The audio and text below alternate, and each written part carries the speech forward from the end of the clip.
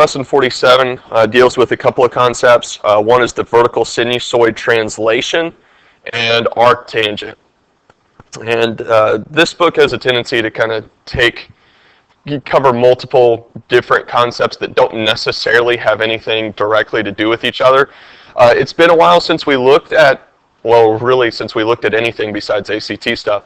So we're kind of coming back into cosine and sine waves. All right, so looking at number 1, and really even number 2 for that matter, we should be able to see the difference between a cosine function on a graph and a sine function on a graph. Okay, what's the big difference between, well, how do we identify a cosine function on a graph? Okay, you're thinking of a sine function, but there is a difference, and you are right, you just kind of picked the wrong one. A sine function will cross through the origin, either going up through it, like this, if my marker works, and maybe it doesn't today, I don't know. Should work, but it's not. It's probably, looks like my smart board is on the fritz. Okay, so hopefully we have an idea of what this should look like. I don't know if it'll let me draw from here or not. I'll try to. Any markers? Yeah. So a sine function is going to cross through, okay? Either like that or coming up, okay? But a cosine function will have its peak or valley on the y-axis. So in this case, what we're looking at is obviously a cosine function, okay? And like with anything else, we can manipulate it, we can change it, and what we're looking at today is a simple translation. So they start you off with the basic concept of what does a cosine function look like, what does a sine function look like on a graph, right? And so hopefully we're back up to speed with what they look like, okay? And for the most part, what we're looking at here is pretty basic. Pi over 2, so it's here at 0, it's coming down at 90, it's coming back up, let's see, 3 pi over 2, and so they like to use radians. Again, our brains don't typically, unless you just practice with it a lot, work in radian form, but like you'll notice on the next place that it crosses coming up is 270, and although they don't say it, let me move my cursor out of the way. Okay, it's going to peak because we're going, 90, 180. I don't know if it's still, there we go. There's 90, here's 180, here's 270. So this is 360, which means it's going through a period in 360 degrees whenever it gets back to where it started from. Okay, so nothing has changed in terms of my period. We're not doing any phase shifts yet. Okay, phase shifts are where things get pretty complicated. Okay, we're not working with any of that yet, but what we are working with today is we're going to change a couple of things. Okay, again, that's not working. Okay, and that is center line. And that's it for the most part. We're going to change the center line and see how that affects amplitude. So there is a difference between how this page is going to answer the question and how your book is going to answer the question. And I'm kind of going to go. I'm going to go with your book, but I'm going to show you both. It doesn't really matter, but we want to look at things at least in a certain order whenever we're looking at something like number 1, and we want to write the equation of this. The first thing we're going to do is we're going to get our y equals, but there's some things that we have to consider. Okay? The first thing I would consider is where is the center line? Okay? That is where is the middle of that graph? Okay? What horizontal line represents that? Okay, the next thing is what is the amplitude? Okay, what is the rise or fall from the center line, okay, to its next point? Okay, and then finally, we're going to write our function. Okay, so we're going to start off here with y equals, and what I want you to notice is that it peaks at 9, okay, and its maximum is 9 and its minimum is negative 7, okay? So what we want to do there is we just need to find the average, okay? 9 plus negative 7 divided by 2, okay, what's in between those two numbers? Okay, anybody tell me? What's that? No, hopefully I said negative 7.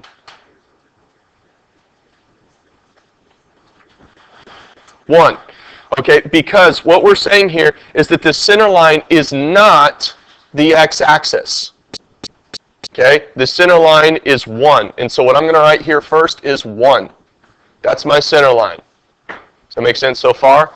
The center line can be above or below or be the x-axis, but it should always be a horizontal line. Okay, so we have y equals 1. The next thing we want is the amplitude. Now, is this a positive cosine function or a negative cosine function? Positive.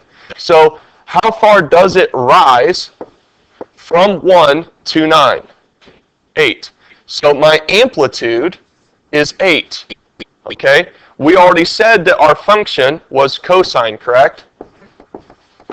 Now, the last thing that we need to do is to look at what variable they're using for cosine.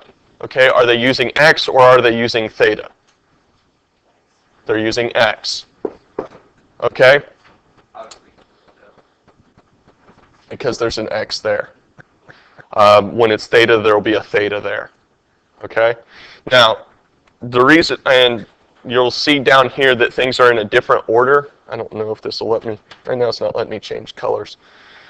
That it is possible to change the order, that we can just as easily write this as 8 cosine x plus 1. So they will let you put the amplitude function symbol and then the center line at the end. Okay, it doesn't change the equation. So like on a test, what if we just leave it with the center line first? I'll still take it. Okay, it won't change it. Okay, now, like I said, your book uses that top one, but you're going to notice as we answer question number 2 that they do it in the opposite order. Okay, so I want you to be able to see both, that obviously it doesn't change the equation, that you can write it either way, but when it comes test time, I would rather see the center line come first. Okay, because that's what you're going to be doing more often. All right. Again, if this will let me, nope, that's not going to let me erase. I'll have to work on this. All right, so let's look at number 2. Okay, remember the things that we're going to do, and let's answer it the way that we would do with the book. So what is the center line of sinusoid number 2? Huh? Is it 1 or negative 1? You're positive? It's 1. 7 plus 5, or sorry, 7 plus negative 5 is 2, right? Or 7 minus 5 is 2. 2 divided by 2 is 1. Okay, so we get 1 again for our center line. Is our function positive or negative? Negative. And so what is the amplitude then? 6. Okay, because we're going from 1 to negative 5, so the distance from 1 to negative 5 is 6. And because it's dropping below the center line, it's a negative 6. Is it a sine or cosine function? Cosine. And is it x or theta? X. But you'll notice that they do this a little differently. They're going to show this as negative 6 cosine x plus 1. Okay, so we see that as b, although I would have taken that other form of it. Okay, are we pretty good on that? Okay, not too terribly difficult, I don't think. Okay, then we get into 3 and 4, which is arctan, which, there's some times where these documents that I put up here, I don't really like. I don't like the program that I have to work with sometimes, because you'll notice that it's arctan, but these questions are in arc cosine. So I'm going to read a little bit of what the book has to say, just so that you're familiar with arctangent, because you're going to see question 9A and B is going to deal with arctangent and not arc cosine. So it says when we look at the notation, if you've got arctan, it says that you want to remember that capital A in arctan restricts us to the first quadrant or fourth quadrant angle whose tangent is 1 over radical 3.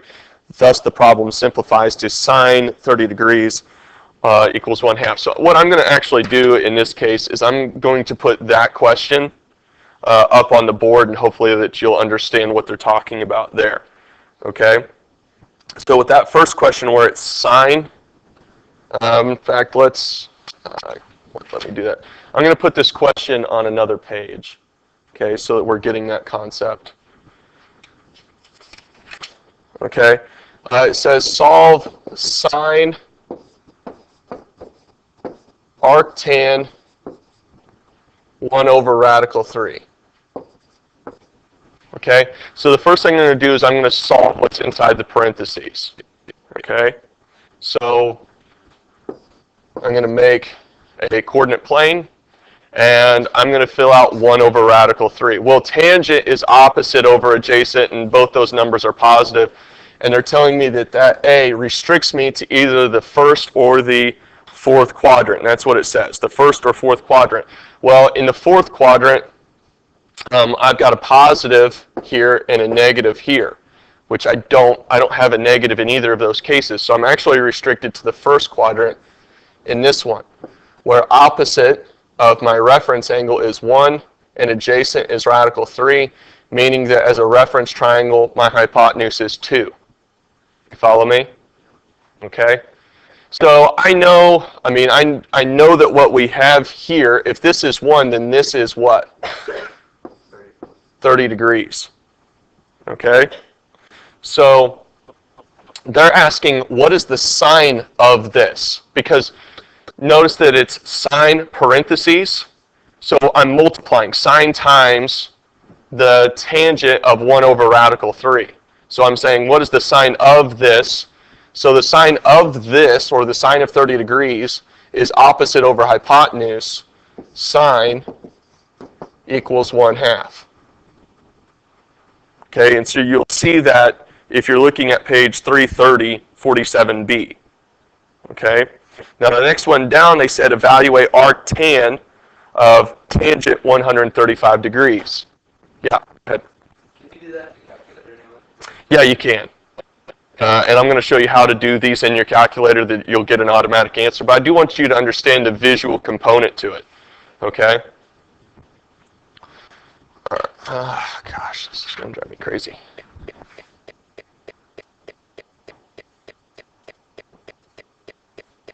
All right, so the next question that shows up in your book is arctan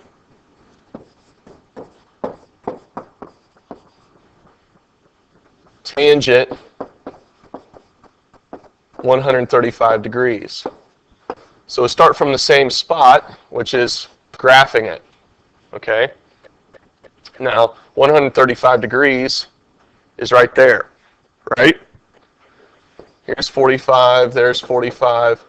Okay, I've got 1, I've got negative 1, I've got radical 2, right? Okay. So, if you read in the solution, it says, this asks for the angle whose tangent is the tangent of 135 degrees. At first glance, one would suspect that the answer is 135 degrees, but let us see. The tangent of 135 degrees is 1 over negative 1, which is negative 1, right? Okay, so, we know that this equals negative 1. What we're also going to see with this is that that's not the only place where that happens, because what we're saying is, what is arc tangent of negative 1? Okay, which again, this has for the first or fourth quadrant angle whose tangent is negative 1, and in this case, the only way for me to be in the fourth quadrant, which is here, is for it to be a negative 45-degree angle. Okay? Because I can't do that in the first quadrant. So I would have to go this way, negative 45 degrees. Okay? And that would give me a positive 1 and a negative 1, and I would still get the negative 1. So the answer to this is negative 45 degrees. Now, if you're asking, how do I solve this in a graphing calculator to at least double check my answer if I get lost in the woods on this, is that arctangent is the same thing as secant or inverse tangent. So if I hit secant tangent and then inside that hit tangent, and if my calculator is in degree mode, I'm going to hit my double parentheses, close everything up, you'll see that I get negative 45. Okay, so this is a great way to check your work, and you can do that on question 9A and 9B, just exactly as I showed you there. Okay, and that inverse function will work with, well, it'll work with the same thing that we're about to see back over here. Notice that that wants our cosine of sine 225 degrees. Well, if I want to check my future answer with this, I'm going to hit secant cosine and then sine 225. Close up both parentheses. I know that my answer should be 135 degrees. Okay, but if I want to show the work for it,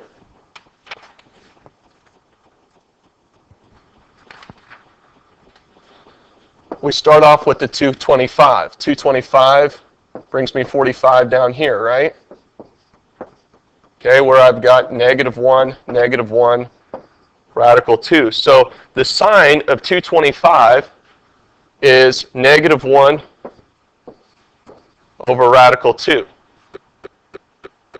Okay?